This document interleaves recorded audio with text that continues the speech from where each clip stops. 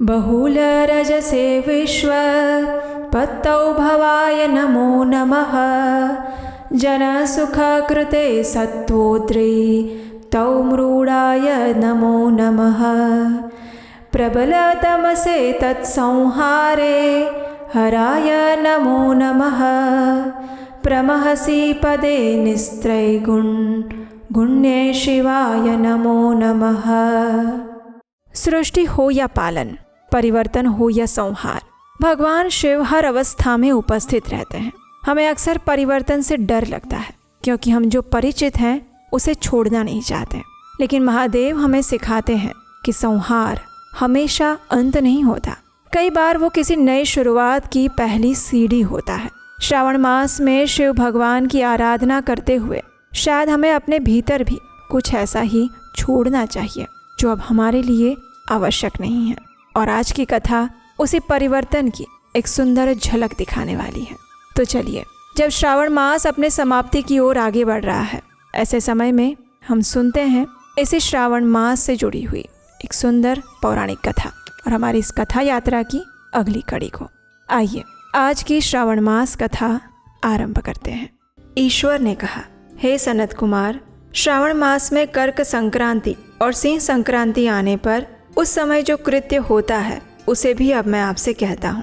कर्क संक्रांति और सिंह संक्रांति के बीच की अवधि में सभी नदियाँ रजस्वला रहती हैं, इसलिए समुद्रगामिनी नदियों को छोड़कर उन सभी में स्नान नहीं करना चाहिए। कुछ ऋषियों ने ये कहा है कि अगस्त्य के उदय पर्यंत ही वे रजस्वला रहती हैं।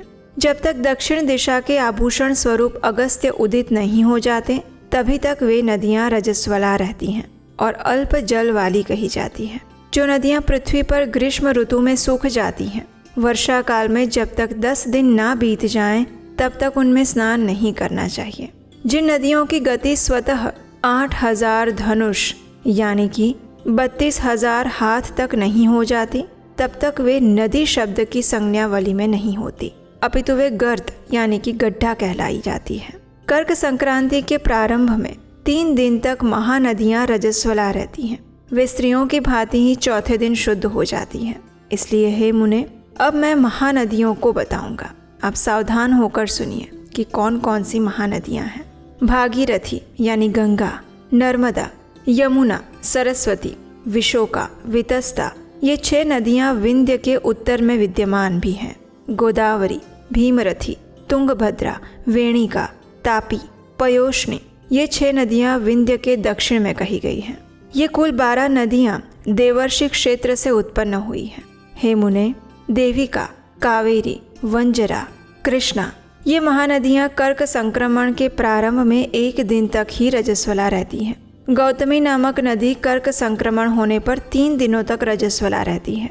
चंद्रभागा, सती, सिंधु, सरयू, नर्मदा, गंगा, यमुना, प्लक्षजाला, सरस्वती, ये जो नद संज्ञा वाली नदियां हैं वे रजोदोष से युक्त नहीं होती है।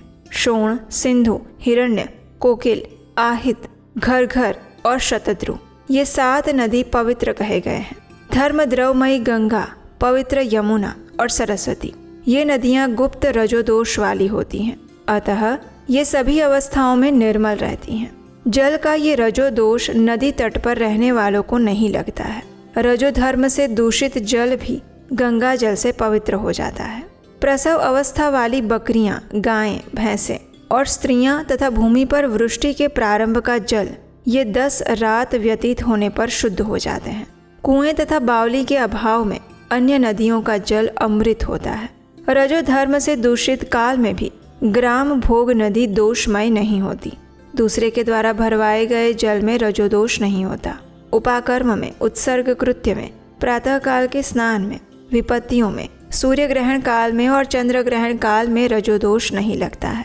हे सनत कुमार, अब मैं सिंह संक्रांति में गो प्रसव के विषय में कहूँगा। सिंह राशि में सूर्य के संक्रमण होने पर यदि गो प्रसव होता है तो जिसकी गौ प्रसव करती है उसकी मृत्यु 6 महीनों में अवश्य हो जाती है, इसमें कोई संदेह नहीं। मैं उसकी शांति का उपाय बताता हूँ जिससे सुख प्राप्त होता है। प्रसव करने वाली उस गाय को उसी क्षण ब्राह्मण को दे देना चाहिए। उसके बाद घृत मिश्रित काली सरसों से होम करना चाहिए। इसके बाद व्यारतियों से घृत में सिक्त तिलों की 1008 आहुतियाँ डालनी चाहिए। उपवास रखकर विप्र को प्रयत्न पूर्वक दक्षिणा देनी चाहिए। सिंह राशि में सूर्य के प्रवेश करने पर जब गोष्ठ में गो प्रसव होता है तब कोई अनिष्ट अवश्य होता है, इसलिए उसकी शांति के लिए शांति कर्म अनुष्ठान करना चाहिए। अस्य वाम इस सूक्त से और तद विष्णु इस मंत्र से तिल तथा घृत से 108 आहुतियाँ देनी चाहिए और महामृत्युंजय मंत्र से 10,000 आहुतियाँ डालनी चाहिए। तत्पश्चात श्री सूक्त से अथवा शांति सूक्त से स्नान करना चाहिए। इस प्रकार किए गए विधान से कभी भी भय नहीं होता है। इसी प्रकार यदि श्रावण मास में घोड़ी दिन में प्रसव करे तो इसके लिए भी शांति कर्म करना चाहिए, उसके बाद दोष नष्ट हो जाता है। हे सनत कुमार, अब मैं कर्क संक्रांति में, सिंह संक्रांति में और श्रावण मास में किए जाने वाले शुभप्रद दान का वर्णन करता हूँ। सूर्य के कर्क राशि में स्थित होने पर धृत धेनु का दान और सिंह राशि में स्थित होने पर सुवर्ण सहित छत्र का दान श्रेष्ठ कहा जाता है और श्रावण मास में वस्त्र का दान अति श्रेष्ठ फल देने वाला बताया गया है। भगवान श्रीधर की प्रसन्नता के लिए श्रावण मास में धृत कुंभ, धृत धेनु और फल विद्वान ब्राह्मण को प्रदान करने चाहिए। मेरी प्रसन्नता के लिए श्रावण मास में किए गए दान अन्य मासों के दानों की अपेक्षा अधिक अक्षय फल देने वाले होते हैं। 12 महीनों में इसके समान अन्य मास मुझको प्रिय नहीं है। जब श्रावण मास आने को होता है तब मैं उसकी प्रतीक्षा करता हूँ। जो मनुष्य इस मास में व्रत करता है वो मुझको परम प्रिय होता है, क्योंकि चंद्रमा ब्राह्मणों के राजा हैं, सूर्य सभी के प्रत्यक्ष देवता हैं। ये दोनों मेरे नेत्र हैं। कर्क और सिंह की दोनों संक्रांतियाँ जिस मास में पड़े उससे बढ़कर किसका महात्म्य होगा। जो मनुष्य इस श्रावण मास में पूरे महीने प्रातःकाल स्नान करता है वह 12 महीनों के प्रातः स्नान का फल प्राप्त करता है। अगर मनुष्य श्रावण मास में प्रातः स्नान नहीं करता है तो 12 मासों में उसका किया हुआ स्नान निष्फल हो जाता है। हे महादेव, दया सिंधु, मैं श्रावण मास में उषा काल में प्रातः स्नान करूँगा। हे प्रभु, मुझको विघ्न रहित कीजिए। प्रातः स्नान करके शिवजी की विधिवत पूजा करके श्रावण मास की सत्कथा प्रतिदिन भक्ति पूर्वक श्रवण करनी चाहिए। बुद्धिमान मनुष्य को चाहिए कि इसी प्रकार इस मास को व्यतीत करे। अन्य मासों की प्रवृत्ति पूर्ण मासी की प्रतिपदा से होती है, लेकिन इस मास की प्रवृत्ति अमावस्या की प्रतिपदा से होती है। श्रावण मास की कथा के महात्म्य का वर्णन भला कौन कर सकता है। इस मास में व्रत, स्नान, कथा श्रवण आदि से जो 7 प्रकार की वंध्या स्त्रियां होती हैं वो भी सुंदर पुत्र प्राप्त करती हैं। विद्या चाहने वाला विद्या प्राप्त करता है, बल की कामना करने वाले को बल मिल जाता है, रोगी आरोग्य प्राप्त करता है, बंधन में पड़ा हुआ व्यक्ति बंधन से मुक्त हो जाता है, धन का अभिलाषी धन की प्राप्ति कर लेता है और धर्म के प्रति मनुष्य का अनुराग हो जाता है तथा भार्या की कामना करने वाला उत्तम भार्या को प्राप्त करता है। हे मानद, अधिक कहने से क्या लाभ। मनुष्य जो भी चाहता है उसको प्राप्त कर लेता है और उसमें कोई संदेह नहीं, और मृत्यु के बाद मेरे लोक को प्राप्त करके मेरे सानिध्य में आनंद की प्राप्ति करता है। श्रावण मास की कथा का श्रवण करने के बाद वस्त्र, आभूषण, धन इत्यादि से कथावाचक की विधिवत पूजा करनी चाहिए। जिसने वाचक को संतुष्ट कर दिया उसने मानो मुझ शिव को संतुष्ट कर दिया। श्रावण मास का महात्म्य सुनकर जो वाचक की पूजा नहीं करता, यमराज उसके कानों को छेदते हैं और वो दूसरे जन्म में बहरा होता है।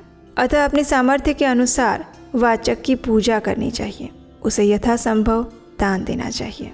जो मनुष्य उत्तम भक्ति के साथ इस श्रावण मास के महात्म्य का पाठ करता है अथवा श्रवण करता है अथवा दूसरों को सुनाता है उसको अनंत पुण्य फल प्राप्त होता है।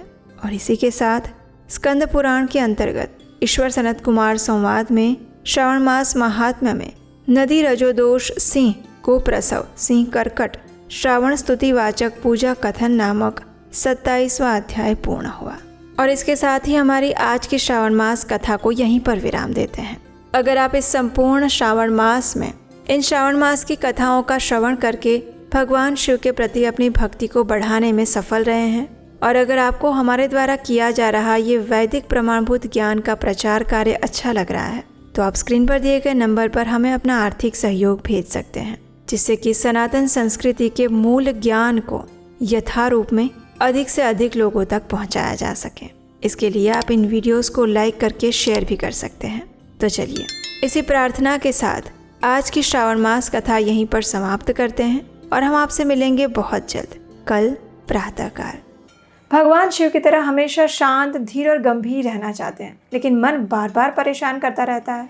ओवर थिंकिंग से थक चुके हैं और इमोशंस तो इतना ज़्यादा ऊपर नीचे हो जाता है कि पूछो मत। मेडिटेशन डेली शुरू करते हैं लेकिन कंसिस्टेंसी नहीं बन पाती है। गुस्सा तो इतना आ जाता है कि बस पूछो मत। अगर इन सभी प्रॉब्लम से आप भी गुजर रहे हैं तो ये कोर्स आपके लिए है। हम आपके लिए लेकर आए हैं एक स्पेशली डिज़ाइंड क्यूरेटेड कोर्स जिसका नाम है द शिवा कोड, जिसके अंदर हम भगवान शिव को तत्वतः जानने का प्रयास करेंगे। उसके अलावा भगवान शिव के जीवन से हम अपनी लाइफ में प्रैक्टिकली क्या सीख सकते हैं वो भी हम जानेंगे। मेडिटेशन को सरल कैसे बनाया जा सकता है, अपने इमोशंस को कैसे कंट्रोल किया जा सकता है और भगवान शिव के पास टाइम से हमें क्या शिक्षाएं मिल रही हैं। और उसके अलावा 5 माइक्रो हैबिट्स जो आप अपने जीवन में भगवान शिव के जीवन से उतार सकते हैं। लिमिटेड टाइम ऑफर है तो जल्दी से जाइए, नीचे डिस्क्रिप्शन बॉक्स में लिंक दिया गया है।